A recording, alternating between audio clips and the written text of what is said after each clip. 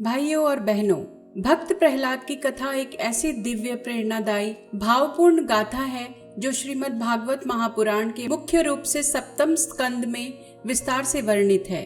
यह कथा भक्ति की अटूट शक्ति, सत्य की विजय, अहंकार के पतन को दर्शाती है। यह होली पर्व से भी गहराई से जुड़ी है। मैं इसे अब और अधिक विस्तार से सुनाती हूँ, जिसमें जन्म से लेकर नरसिंह अवतार तक के सभी प्रमुख प्रसंग शामिल हैं। सतयुग में दैत्यराज हिरण्यकश्यप का अत्यंत शक्तिशाली राज्य था। उसने ब्रह्मा जी की कठोर तपस्या से वरदान प्राप्त किया। वह अमरता तो नहीं मांग सका, पर उसने ऐसी शर्तें रखी कि मृत्यु भी उलझ जाए। न मनुष्य से मरूं, न पशु से, न दिन में न रात में, न घर के भीतर न बाहर, न धरती पर न आकाश में, न अस्त्र से न शस्त्र से। ब्रह्मा जी ने तथास्तु बोला। इस वरदान से अहंकार से भरकर हिरण्यकश्यप ने स्वयं को ईश्वर घोषित कर दिया। उसने पूरे ब्रह्मांड में आदेश जारी किया, केवल मेरी पूजा होगी। विष्णु या किसी अन्य देवता का नाम लेने वाला मारा जाएगा। लोग भय से उसकी पूजा करने लगे। हिरण्यकश्यप की पत्नी कयाधु बहुत सुंदर और पतिव्रता थी। एक बार देवासुर संग्राम में हिरण्यकश्यप हार गया। इंद्र ने कयाधु को बंदी बना लिया। तब वे गर्भवती थी। तभी देवर्षि नारद प्रकट हुए और बोले, इंद्र, यह गर्भवती स्त्री है, इसे मत सताओ। इंद्र ने कयाधु को नारद जी के आश्रम में छोड़ दिया। नारद जी ने कयाधु को बहुत स्नेह से रखा। रोज उन्हें भगवान विष्णु की महिमा, भक्ति, नाम, जप, कथा और उपदेश सुनाते। कयाधु का गर्भस्थ शिशु इन दिव्य कथाओं को सुनता रहा।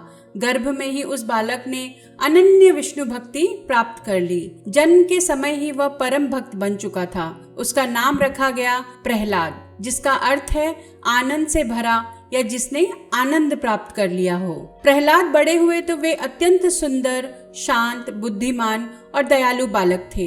हिरण्यकश्यप ने उन्हें असुर गुरुओं शांड और अमर शुक्राचार्य के पुत्र के पास भेजा, ताकि वे असुर नीति, युद्ध कला और पिता की महिमा सीखें। गुरुकुल में जब बच्चों से पूछा गया सबसे महान कौन है, सब बोले हिरण्यकश्यप, पर एक स्वर अलग उठा, भगवान विष्णु।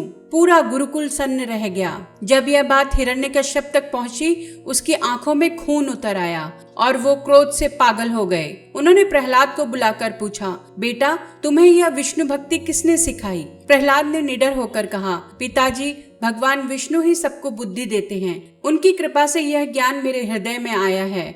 वे सर्वत्र हैं, आप में भी, मुझ में भी और हर कण कण में भी। जब हिरण्यकश्यप को पता चला उसका अपना बेटा, उसका अपना खून उसके दुश्मन की पूजा कर रहा है, उसका लहू उबल पड़ा। वो चीखा, मेरा बेटा मेरे सामने विष्णु का नाम लेता है, उसकी पूजा करता है, इसे मार डालो। पर उसे क्या पता था, यह बालक डर से बड़ा था। उसे सांपों के बीच फेंका गया, पर सांप उसके चरणों में लिपट गए। प्रहलाद बोले, मेरे प्रभु मेरे साथ हैं। आंखों में आंसू नहीं, बस शांति। हाथियों से कुचलवाया गया, मगर हाथी उसके सामने झुक गए। वो बोले, हे प्रभु, तुम कितने दयालु हो। पर्वत से गिराया गया और धरती माँ ने गोद में पकड़ लिया। प्रहलाद बोले, नारायण, तुमने फिर रक्षा की। समुद्र में डुबोया गया, परंतु लहरें उसे किनारे ले आईं। चेहरे पर वही मासूम मुस्कान, आंखों में वही प्रेम। हर बार मौत आई, हर बार हार कर लौट गई, क्योंकि प्रहलाद की भक्ति मौत से भी बड़ी थी, प्यार से भरी, विश्वास से अटूट। हर बार हिरण्यकश्यप की आंखों में अविश्वास बढ़ता गया। कैसे, आखिर कैसे? और हर बार प्रहलाद मुस्कुराता, मेरे प्रभु मेरे साथ हैं। फिर आया वह सबसे दिल तोड़ने वाला पल। हिरण्यकश्यप ने अपनी बहन होलिका को बुलाया और कहा, बहन, तुम्हें अग्नि का डर नहीं है। मेरे इस पुत्र प्रहलाद ने मेरी आज्ञा नहीं मानी। वह विष्णु का भक्त बन गया है। अब तुम उसे अपनी गोद में लेकर जलती हुई चिता पर बैठ जाओ। तुम सुरक्षित रहोगी, लेकिन प्रहलाद जलकर राख हो जाएगा। इस प्रकार मेरी इच्छा पूरी होगी और मेरा राज्य अटल रहेगा। होलिका ने भाई की बात मान ली। वह अधर्म में लिप्त हो चुकी थी और प्रहलाद की भक्ति से जलती थी। उसने प्रहलाद को मीठी मीठी बातों से बहकाया। कभी कहती, बेटा आओ मेरे साथ खेलने चलें। कभी डराती, धमकाती, लेकिन प्रहलाद निडर थे। वे जानते थे कि भगवान उनकी रक्षा करेंगे। अंततः होलिका ने प्रहलाद को जबरदस्ती अपनी गोद में बैठा लिया।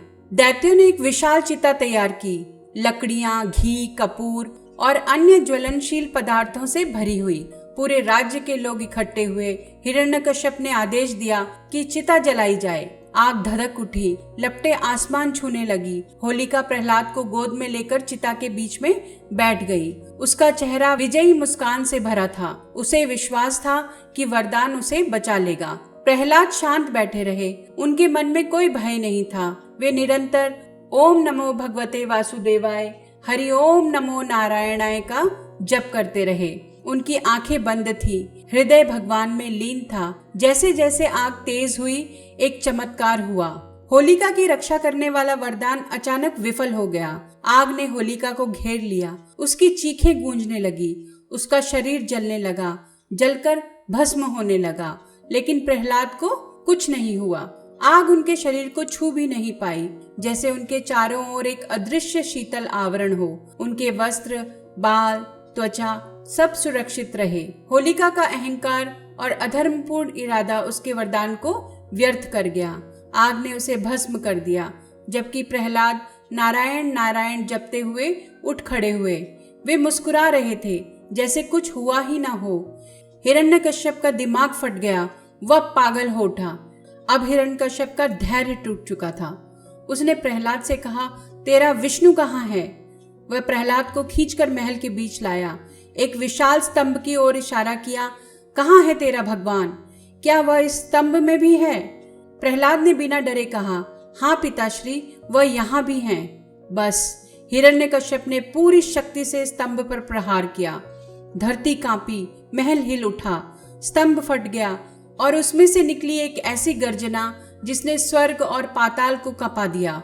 प्रकट हुए भगवान नरसिंह, आधा नर आधा सिंह, लेकिन भक्तवत्सल। आंखों में अग्नि, नाखूनों में बिजली। समय था संध्या का, न दिन न रात। स्थान था दहलीज, न भीतर न बाहर। नरसिंह भगवान ने हिरण्यकश्यप को अपनी जांघों पर रखा। न धरती न आकाश, और अपने नखों से उसका अंत कर दिया। न अस्त्र न शस्त्र। वरदान की रक्षा हुई, अधर्म नष्ट हुआ। नरसिंह का क्रोध शांत नहीं हो रहा था। देवता भी कांप रहे थे। तब छोटा सा प्रहलाद आगे बढ़ा। प्रभु, यदि आप मुझसे प्रसन्न हैं तो मेरे पिता को क्षमा कर दीजिए। जिसने उसे मारने की हर कोशिश की, उसके लिए भी करुणा। भगवान मुस्कुराए, क्रोध शांत हुआ और उसी क्षण सिद्ध हो गया। सच्ची भक्ति केवल रक्षा नहीं करती, वह हृदय भी बदल देती है। भगवान ने प्रहलाद को आशीर्वाद दिया। हिरण्यकश्यप को मुक्ति मिली। प्रहलाद राज्य के राजा बने, लेकिन भक्ति में लीन रहे। यह कथा हमें सिखाती है कि सच्ची भक्ति से डर नहीं, केवल विश्वास होता है। भगवान भक्त के लिए अवतार लेते हैं। जब जीवन में कठिनाइयां आएं, जब अपने ही विरोध में खड़े हो जाएं, तब याद रखिए, अहंकार चाहे कितना भी बड़ा हो, विश्वास की एक चिंगारी उसे जला सकती है। क्योंकि जहाँ अडिग श्रद्धा होती है, वहाँ भगवान को भी प्रकट होना पड़ता है। जय भक्त प्रहलाद, जय श्री नरसिंह देव, हरिओम नमो नारायण। यदि आप किसी विशेष भाग जैसे प्रहलाद की स्तुति के श्लोक को और गहराई से सुनना चाहें तो बताइए। आप सभी को होली की ढेर सारी बधाइयाँ। रंगों से खेलो, प्यार बांटो और याद रखो, नारायण हमेशा साथ हैं। कैसी लगी ये रोमांचक वाली कहानी? कमेंट बॉक्स में अपनी राय जरूर दें। अगर आपको ये कहानी अच्छी लगी तो इस चैनल को लाइक, शेयर और सब्सक्राइब करें। धन्यवाद।